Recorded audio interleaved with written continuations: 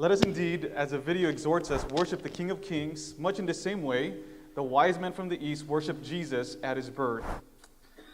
The wisdom of the wise man lies in their recognition of Jesus as the king. If you remember the story of the wise man, they were confronted with a false king, Herod, and who, upon finding out another king was born, wanted to kill him out of jealousy and enrage. So their wisdom then lies in their recognition of the true king, namely Jesus, and the appropriate and befitting response of worship to him. Thus, the title this morning simply is The Wisdom of the Wise Man. What made the wise man wise? The first lesson we learn from the wise man's wisdom is the value that they place on worship. That is to say, there is no journey too far, no cost too high to pay the premium price of worship, because Jesus, for them, is the greatest treasure of all. This is apparent in verse 1 of chapter 2. They were wise to pay the price of worship. Now, after Jesus was born in Bethlehem, the significance of Bethlehem will become apparent in verse 5, because Matthew quotes there Micah chapter 5, verse 2, in light of the prophecy of Micah that the promised king of David shall be born from the city of Bethlehem. So now after Jesus was born in Bethlehem, which is another way of saying that Jesus is the Messiah, the fulfillment of David's promise of a king to reign over Israel forever, the Bethlehem of Judea, in the days of Herod the king. Now Herod himself reigned from 37 BC to 4 BC.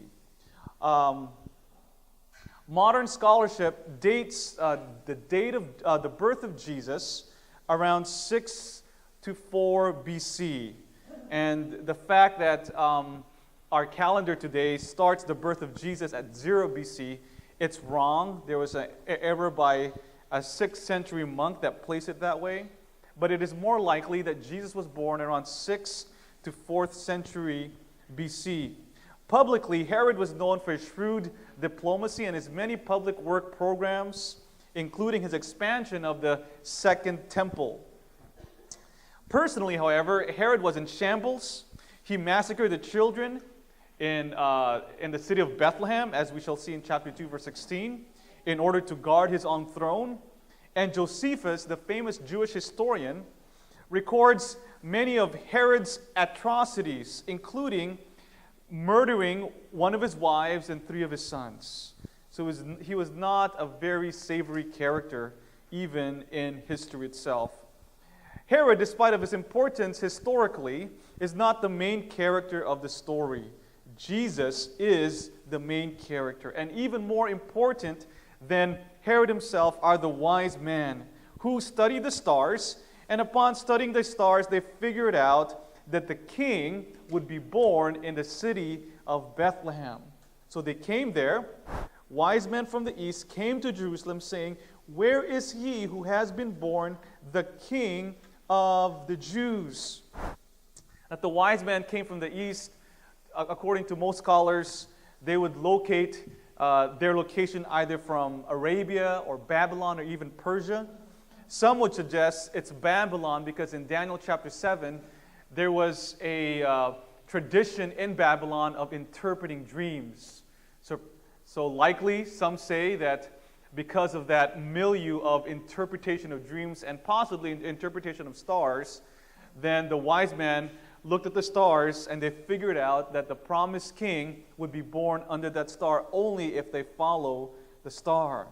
Now, how in the world did the wise man interpret the bright star to mean that the promised king may be born? No one really knows how they figured that out. Some would speculate that there was a prophecy in Numbers chapter 24, verse 17. There it reads, "I see him, but not now. I behold him, but not near.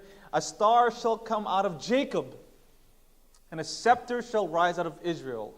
It shall crush the forehead of Moab and break down all the sons of Sheth." So there's a prophecy in number 24, verse 17, that a star shall emerge out of Jacob. But still, it does not tell you which star it is. So it's still not very clear for us. But the main idea here is that they were able to piece together the meaning of the stars, and they followed the star, and it led them to the city of Jerusalem in order to find the promised king who shall arise from Jacob to rule over the to rule over the people of the Jews. Now, significantly for us here, it allows us to piece together the time frame of the birth of Jesus Christ. It says here, "For we saw his star when it rose and have come to worship him." So the wise men recognized Jesus as the king, and as soon as they saw the stars, they followed the stars. Now, in light of verse 7, here it reads, "Then Herod secretly called the Magi and ascertained from them the time that the star had appeared." So how long have they been following the star? "And he sent and killed the male children in Bethlehem and in all that region who were 2 years old or under." This means that after Herod talked to them, he figured out that they've been following the stars for over or less than 2 years. That's why Herod killed all the sons in Bethlehem 2 years old and under, because that's how long they have been traveling. So they saw the stars, they packed everything that they had, and they went and followed the star for under 2 whole years. Now, the purpose of their long travel is not business, but rather pleasure. It is to worship the newborn King, Jesus, who is the King of the Jews. So the express purpose, therefore, of their 2-year journey in the desert, maybe from Arabia or Babylon, spending their own money, risking their safety, abandoning their homes, is nothing less than worship. Some may complain of their 20-minute journey to church in order to worship Jesus today. Don't complain. The Villamar family, they travel all the way from Lake Elsinore to worship Jesus. That's far, but that's not as far as the wise men from the east. 2 years they traveled just for this opportunity to worship the King of the Jews, Jesus Christ, our Lord. There is no price too high to pay in order to worship the Lord, because Jesus is for us the greatest treasure of all. And that is the first lesson that we learned from the wise men. They were wise enough to know that you cannot put a price tag on worship. It's worth risking their all. In fact, they risked even their lives, because as we read the story, Herod instructed them, as soon as you find the baby, come back to me. And Herod, of course, he was lying. He was being facetious. He said, so that I can worship him too. Right? But we know he was not going to worship Jesus, but he wanted to kill him because he was threatened that there was a contender to his throne.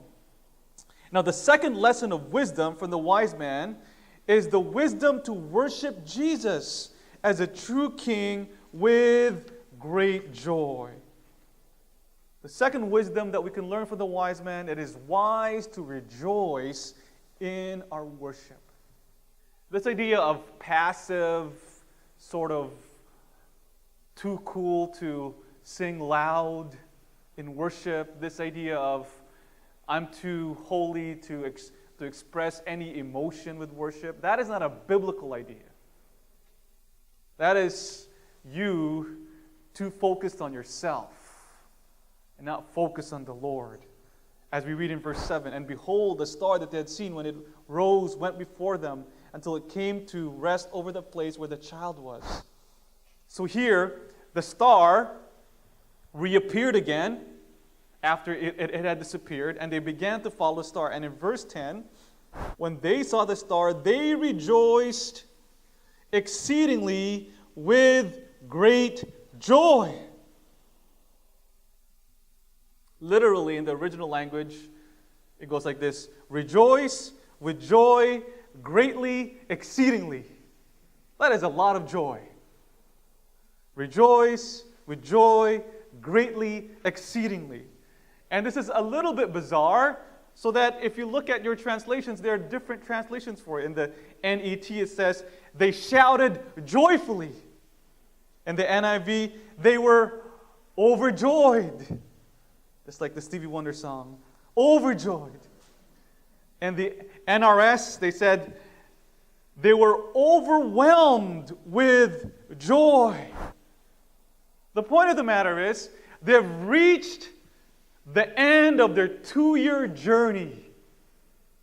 And they finally saw the baby. And they responded with joy, exceedingly, greatly rejoicing. Matthew records, this is a different kind of joy.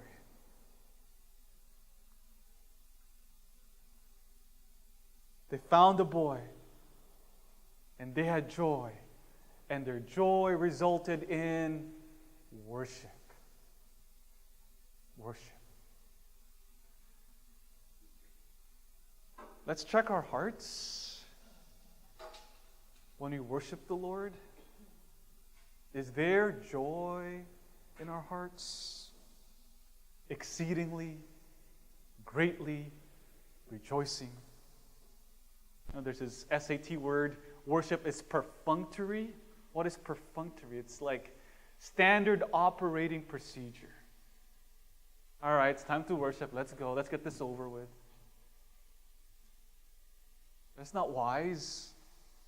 The wise men showed their wisdom by rejoicing exceedingly with great joy. Now, why is there great joy? Why is there great joy? The reason for the joy is not just because their 2 years of journey has finally ended and they found a resolution in Jesus, but more so, the wise man rejoiced greatly exceedingly because the promise of Isaiah of the day of salvation has finally come. In other words, the reason for their joy in worship is because salvation is finally here. And you would get that interpretation if you look at the background of Isaiah chapter 2, verse 10. When they saw the star, they rejoiced exceedingly with great joy. And going to the house, they saw the child with Mary, his mother, and they fell down and worshipped him. Then opening their treasure, they offered him gifts. What are the gifts? Gold and frankincense and myrrh.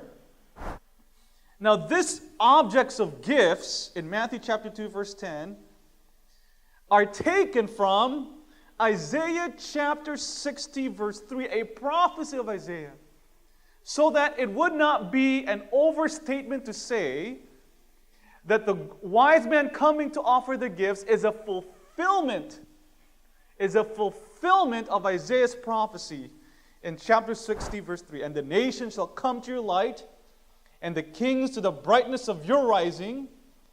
And the nations, they shall bring what?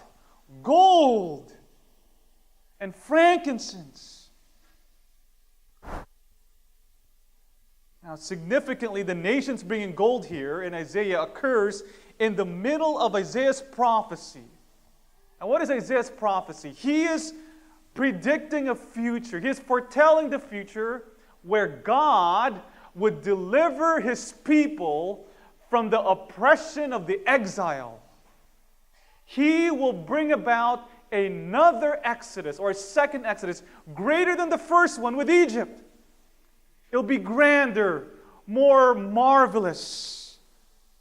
So in chapter 60, verse 1, if you look at the context, arise, get up, Israel, shine. Why? Because your light has come. What is that light? If you understand this, you'll understand why the wise men were rejoicing. That light is the light of salvation. The light of the second Exodus, where God will deliver His people again. Arise, shine, because your light of salvation, the second Exodus, has come, and the glory of the Lord has risen. God has awoken. And He says, now is a time of salvation. Wake up, because the Lord is awake. The light is here. For behold, verse 2, the darkness shall cover the earth. The darkness here is the darkness of the exile. As we all know, in 587 BC, the Babylonians came and destroyed Judah and tore down the temple and took God's people to Babylon and made them slaves. That whole event is darkness. But that darkness is not just limited to Israel, because it's dark, because the temple is gone, they're separated from God's presence. That darkness is also extending throughout the whole nations. In the same way Israel is now in darkness, so have the nations have been in darkness all along. Because what is happening to Israel is a microcosm of the history of humanity. The whole people, the whole of humanity are separated from God's presence. That's why it says, and the thick darkness over the peoples, everyone is separated from God.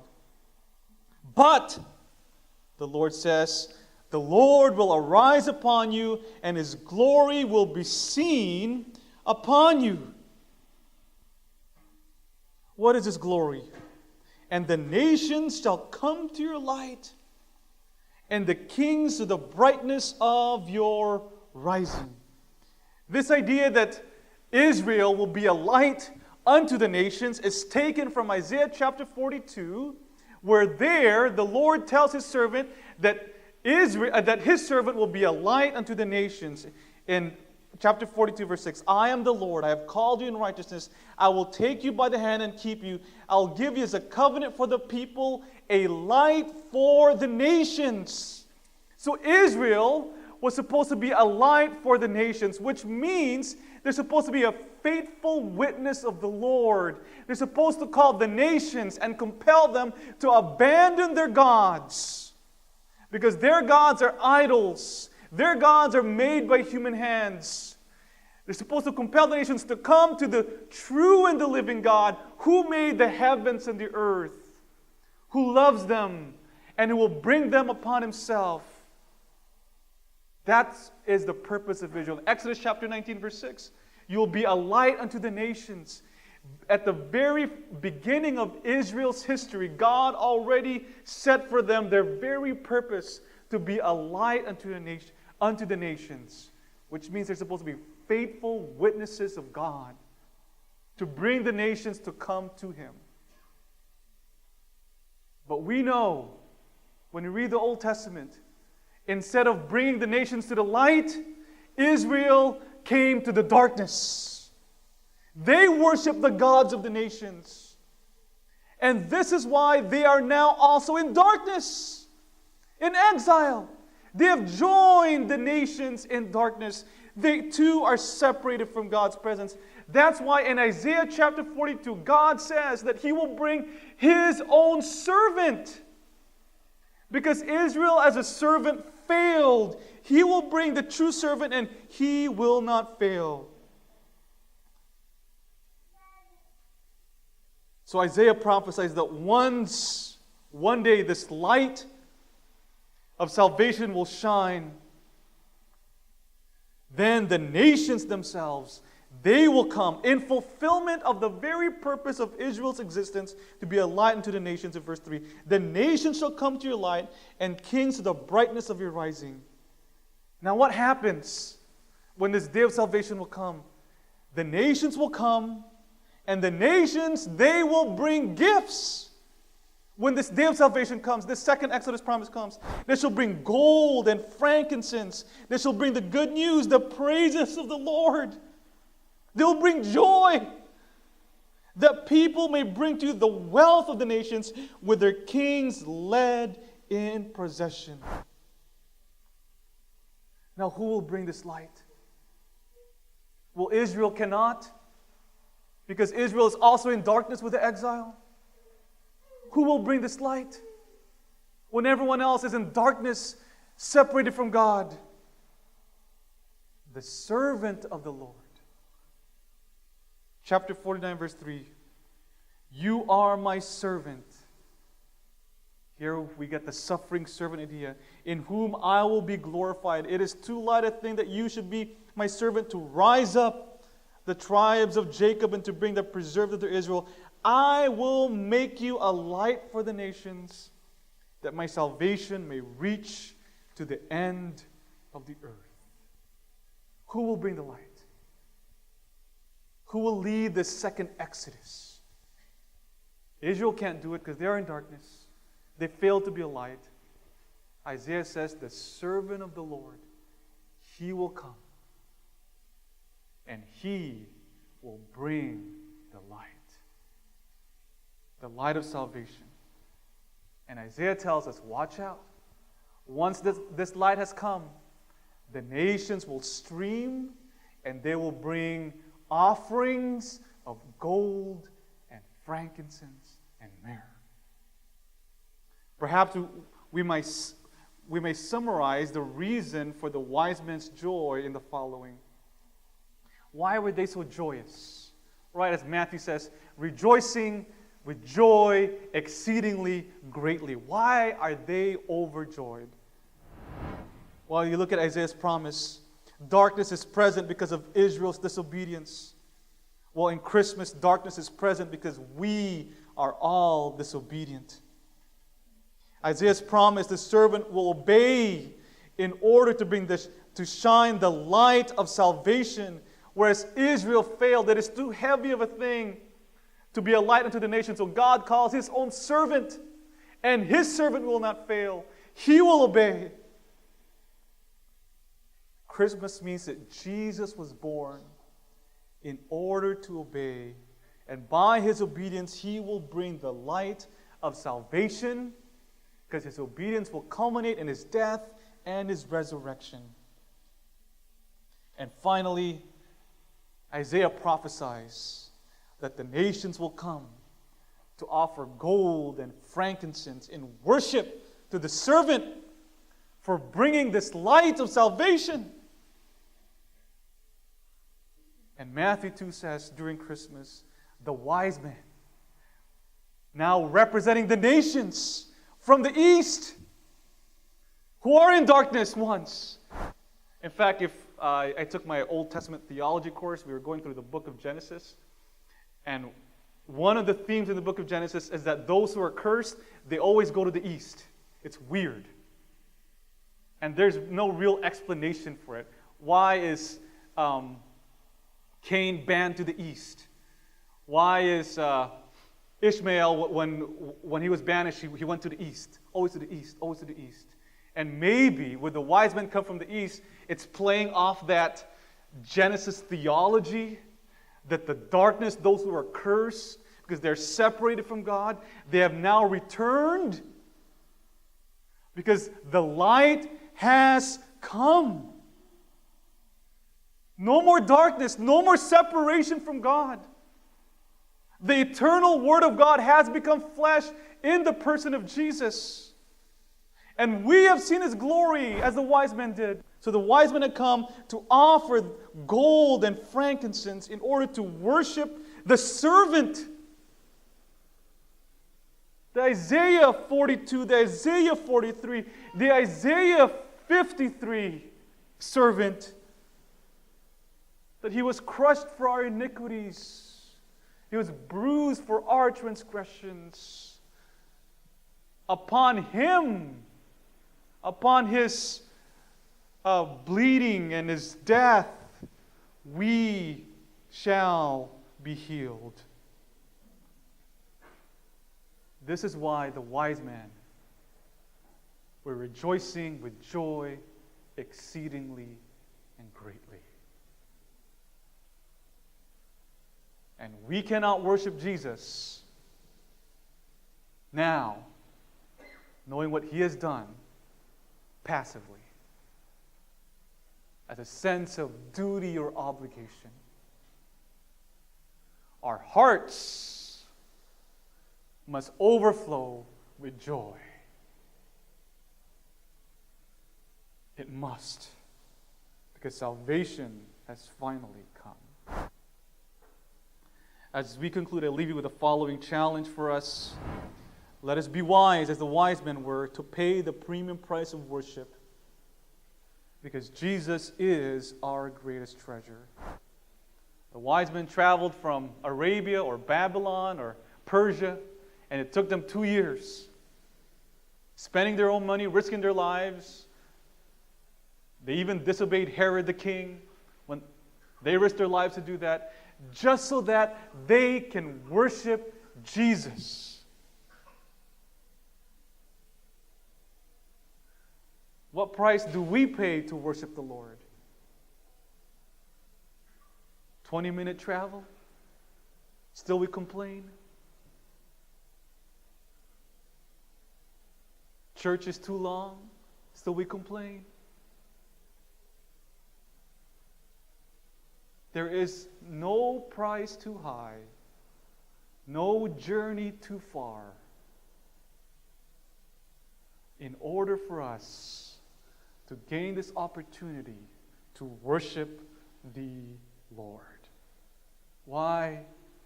Because Jesus is our greatest treasure of all. How much you're willing to pay for something indicates how much you value that thing is. Right? So in eBay, they have bids. How much are you willing to pay? I'm a drummer. I'm always looking at Gretsch kits on eBay to see how much people are paying. It's like, nah, I'm not going to pay that much. It's not that valuable to me. But some people, they pay $7,000 for a 1960s round badge Gretsch kit. It's not even that nice, but they're willing to pay for it because they value it. They put a premium on it. What price do we pay in order to worship the Lord?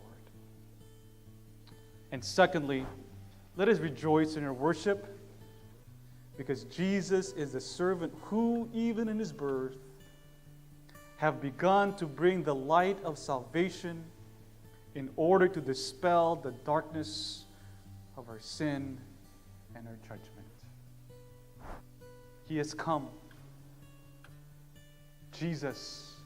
Salvation did not just happen in his death and his resurrection. Matthew's telling us salvation already begun, even in his birth. Let us be like the wise man. Let us come from the north, south, east, and the west and gather in one place with exceedingly great joy, rejoicing. Let us bend our knees this morning and offer up our treasures, offer up our lives in sweet surrender,